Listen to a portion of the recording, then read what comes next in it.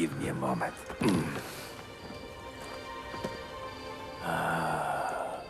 The end of an era.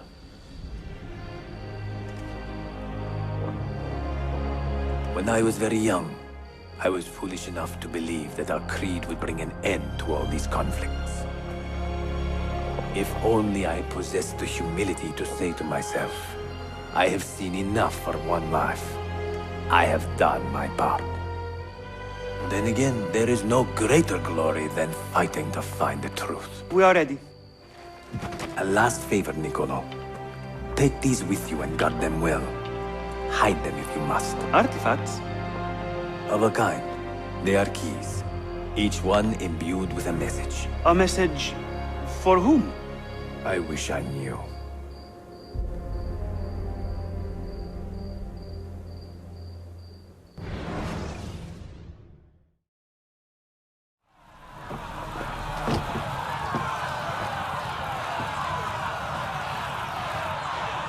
Silencio!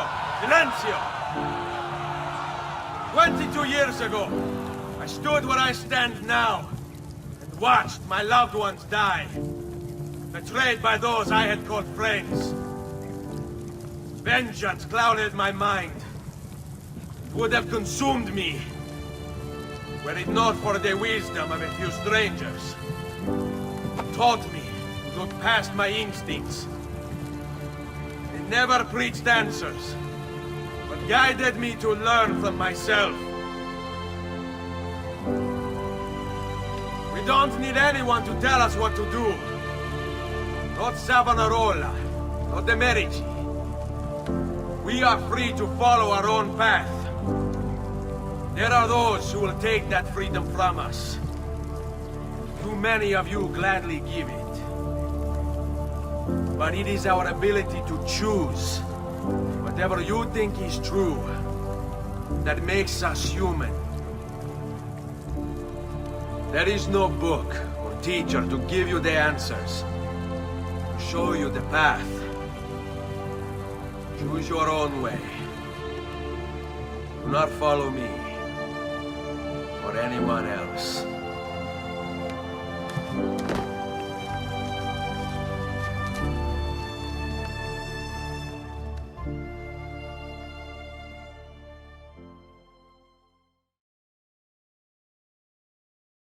Another artifact. No. You will stay here. I have seen enough for one life.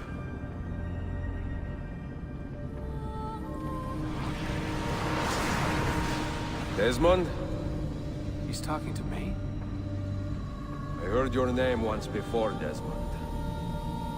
A long time ago. And now it lingers in my mind, like an image from an old dream. I do not know where you are, or by what means you can hear me. But I know you are listening.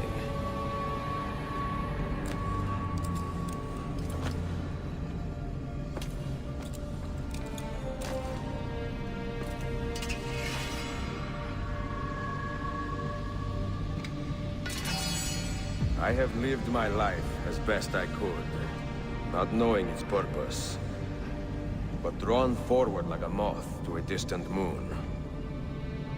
And here at last, I discover a strange truth. And I am only a conduit for a message that eludes my understanding. Who are we, who have been so blessed to share our stories like this? To speak across centuries. Maybe you will answer all the questions I have asked. Maybe you will be the one to make all this suffering worth something in the end. Now, listen.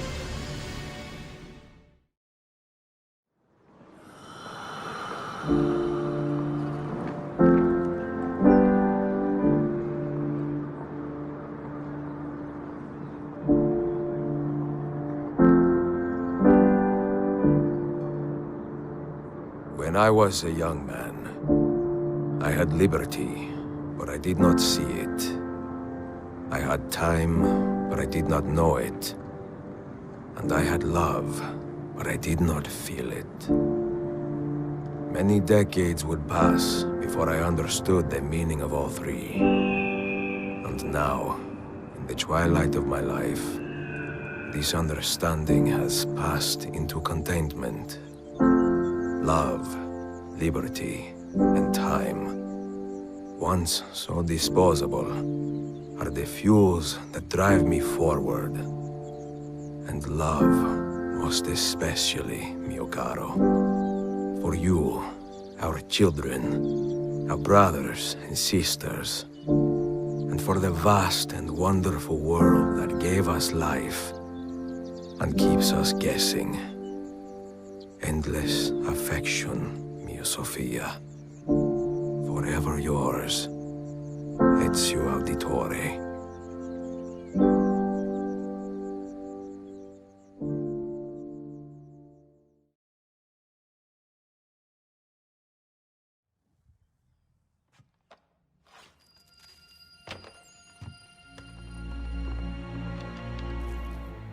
My father left those for me.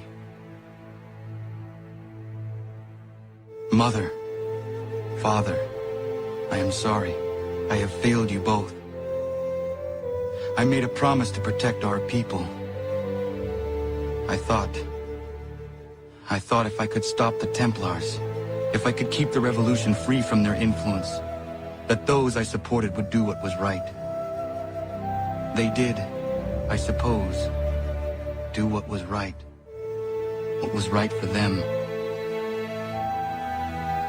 As for you, Father, I thought I might unite us, that we would forget the past and forge a better future. In time, I believed you could be made to see the world as I did, to understand.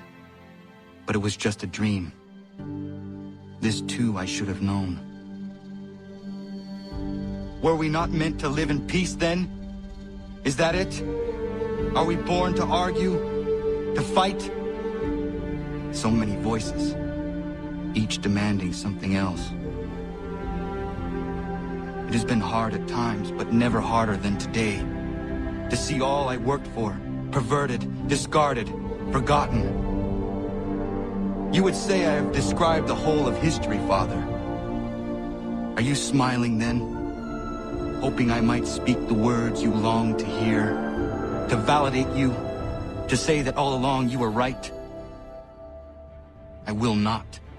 Even now, faced as I am with the truth of your cold words, I refuse, because I believe things can still change. I may never succeed. The assassins may struggle another 1,000 years in vain, but we will not stop. Compromise. That is what everyone has insisted upon. And so I have learned it. But differently than most, I think. I realize now that it will take time, that the road ahead is long and shrouded in darkness. It is a road that will not always take me where I wish to go. And I doubt I will live to see its end. But I will travel down it nonetheless. For at my side walks hope. In the face of all that insists I turn back, I carry on. This is my compromise.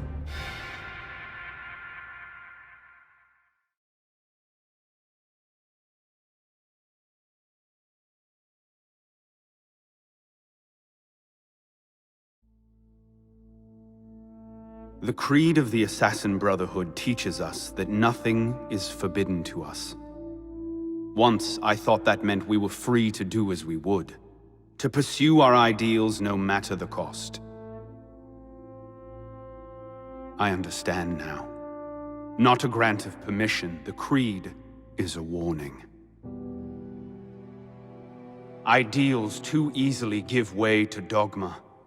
Dogma becomes fanaticism. No higher power sits in judgment of us. No supreme being watches to punish us for our sins. In the end, only we ourselves can guard against our obsessions. Only we can decide whether the road we walk carries too high a toll. We believe ourselves redeemers, avengers, saviors. We make war on those who oppose us, and they in turn make war on us. We dream of leaving our stamp upon the world.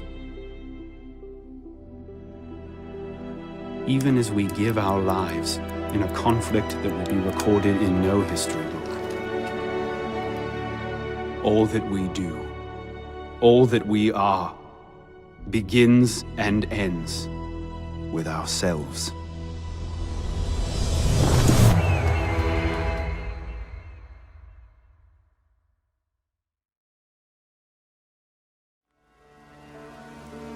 A warning, my beloved. I have heard numerous tales now of a secret codex circulating among the acolytes of our bureaus, both within and without the Empire of Augustus. Called the Magus Codex, it names you directly as one of the founders of the Hidden One, apart from putting your life in danger. It flies in the face of what we have tried to achieve with our brotherhood. We are justice seekers who shun the light of praise for our good works, and who must live in the shadows of our triumphs. Should you see any pages of this codex, I advise you to destroy them. Keep the dream of our Hidden Ones alive. Now, I am not so naive to think this will be a simple task. Few men and women are suited to keeping such secrets for so long. And it may be that we will fail in the end, but we will have failed in the name of righteousness. Take care, my love. My Iset. My Northern Star. Even in my waning years, I am ever your Osiris. Let our Horus live on beyond us.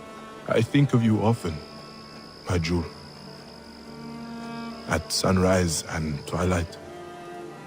At new moon and full, when the rain falls and the breath of a moon rides across my neck. I remember you kissing me. Just there, and I will take that feeling to my tomb.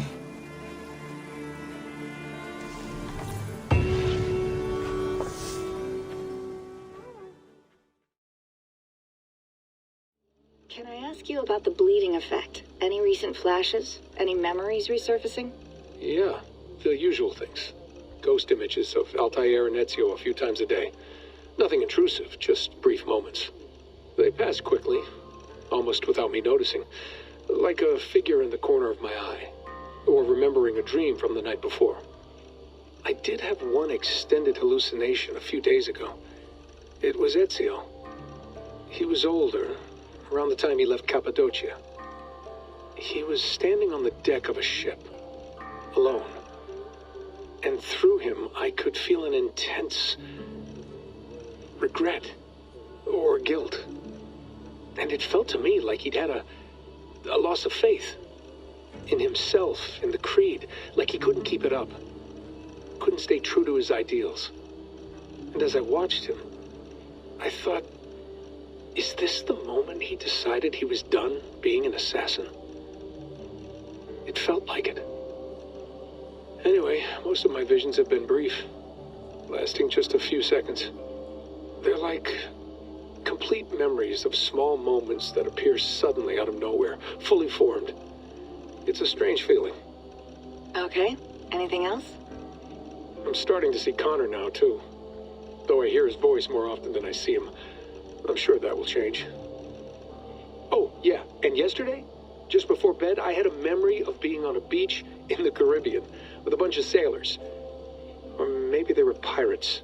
I don't know. No idea. Huh. We'll look into that. And how do you feel in general? In general? Well, I feel older, for one. Much older. And it's strangely comforting. I'm collecting the memories and skills and thoughts of so many people. I feel like I've lived a few hundred years or more. Is it possible that if I do this for too long, it'll push my own memories aside? That I'll be everyone but myself after a while? It's possible. That's called identity substitution. It's happened before, but it's rare. And someone with your background shouldn't need to worry. My background? You mean someone with my genes? My abilities? You have Isu DNA, and that lets you see things and do things and withstand traumas that other people can't. And I can suffer in ways that others can't. That's not something to be proud of. You mean the apple? Yeah, it has a pull, Bex. It tugs at my brain, it talks to me, teases me, drives me mad. And what I did to Lucy, God damn it. Nothing is worth the damage I did. The pain I caused. I know, but you're special. That's the point. I'm not special, Bex. I'm lucky. That's all. I understand. We're assassins. It's our creed that makes us different, not our genes, not our blood. Anyone can join us. That's true. But let's leave that aside for a second. What I want to know is, have you ever had any Isu memories resurface? Isu memories? I don't think so. I can't even begin to imagine what that would feel like. I think you'd know if you did. Maybe one day. We might be able to induce something. Jesus, let's fix the world first, okay? Before we start digging up my ancient ancestors. Deal. With my luck, I'll be related to some third-rate Isu like Sisyphus or something. Way to aim high, buddy. Hey, you gotta.